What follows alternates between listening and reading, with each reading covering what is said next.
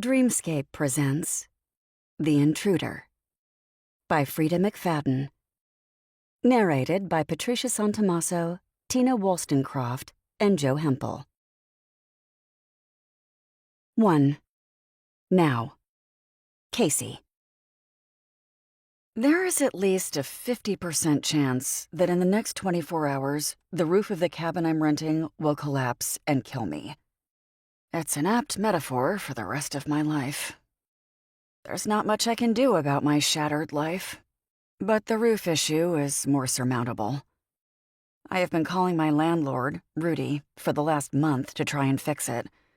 Every day I find a few new shingles on the ground next to the cabin, and one day I'm fairly sure I'll sit on my living room sofa and look straight up to see the moon.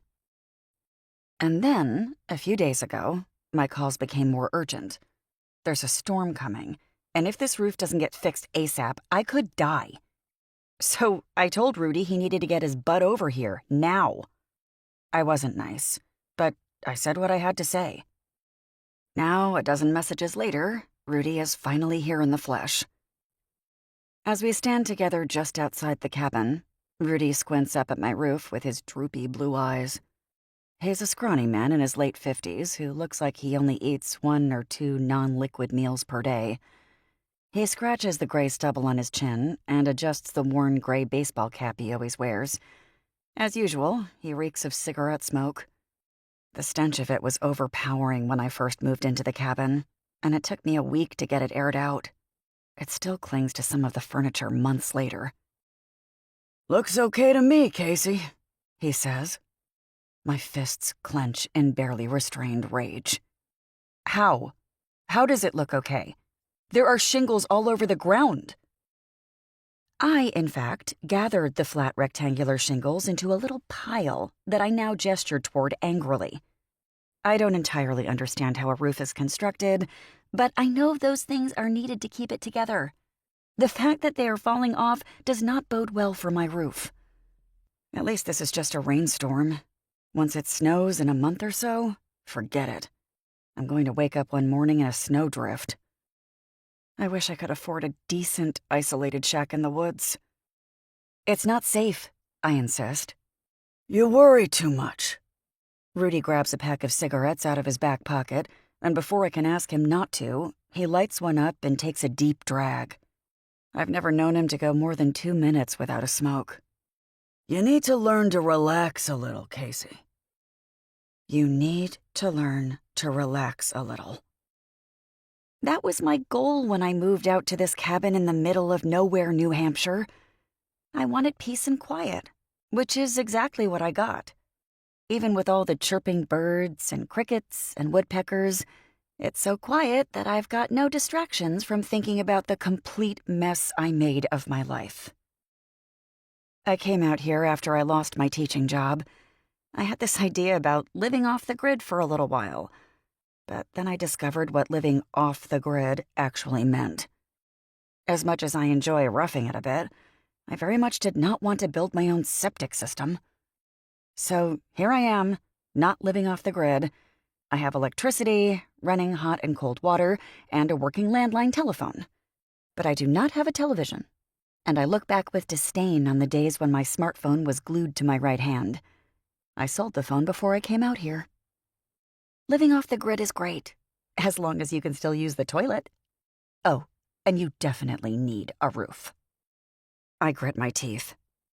I want my roof fixed, Rudy. I wish I were anywhere else but here. I especially wish I were back in Boston, in front of my classroom. I miss my students. I would have done anything for those kids. Except that's what got me into trouble. Just hold your horses, little lady, he says. I can't fix the roof now. That storm is coming. I clench my fists. I know there's a thunderstorm coming tonight. There will be buckets of rain and wind strong enough that I'll likely lose power. I've mentioned it in every single one of my increasingly urgent phone calls to Rudy. Yes, I say in a clipped tone. That's why I want you to fix it. Yeah, but I don't got my tools, he points out.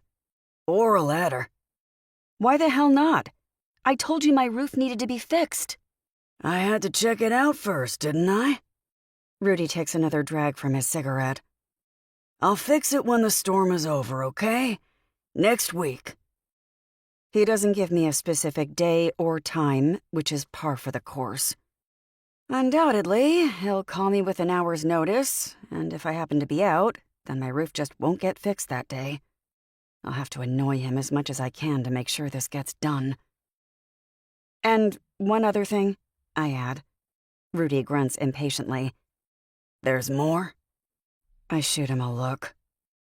On a scale of 1 to 10, Rudy gets a 2 on the landlord scale. Not only does he never answer my messages, but he refuses to believe there's a problem with anything. When the refrigerator randomly stopped working a few months ago, his response was, "Well, it was working when you moved in." I'm worried about that tree, I tell him. Rudy cocks his head in the direction I'm pointing, at the tree on the edge of my property. I don't know what kind of tree it is, but the trunk is wider than 3 of me, and it towers over the cabin. And why are you worried about the tree? He asks me in a patronizing voice. I stomp over to the culprit in my waterproof boots and press my palm against its bark. In response to the pressure, the tree groans threateningly and shifts over about 2 inches. Rudy frowns. So? So, trees aren't supposed to move like that. Sometimes they do. No, Rudy, they are inanimate. He takes a long drag from his cigarette, then blows out a giant cloud of smoke. Fine. I'll call a landscaper. Happy? No. I'll be happy when the tree is gone.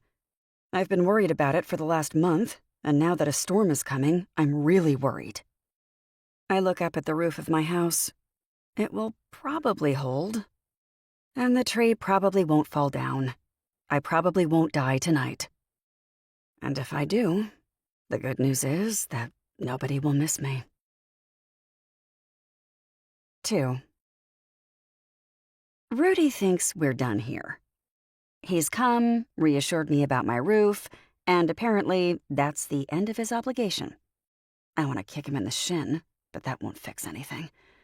I should have just done it myself when I realized he likely wasn't coming, but roof repair isn't easy. There might be YouTube videos out there with instructions, but without the internet, I'm lost. I'm not sure if it's the concerned expression on my face or my clenched fists, but Rudy adds, The cabin will be fine. I would never put you in any danger, Casey. I flash him a skeptical look. I wouldn't, he insists. You know what kind of lawsuit I'd be facing if you got killed by a caved-in roof? Gee, I'm flattered. Little does he know there wouldn't be anyone to sue him if that happened.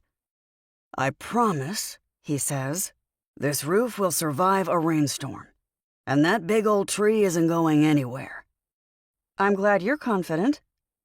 Unfortunately, it's far too late for a major repair at this point. The storm is coming tonight.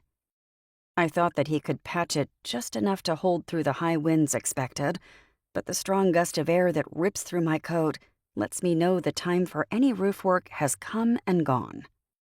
Tell you what, sweetheart. Rudy blows a ring of smoke in my face. How about if you and me go out and get a drink next week, and then after, I'll see what I can do about the roof.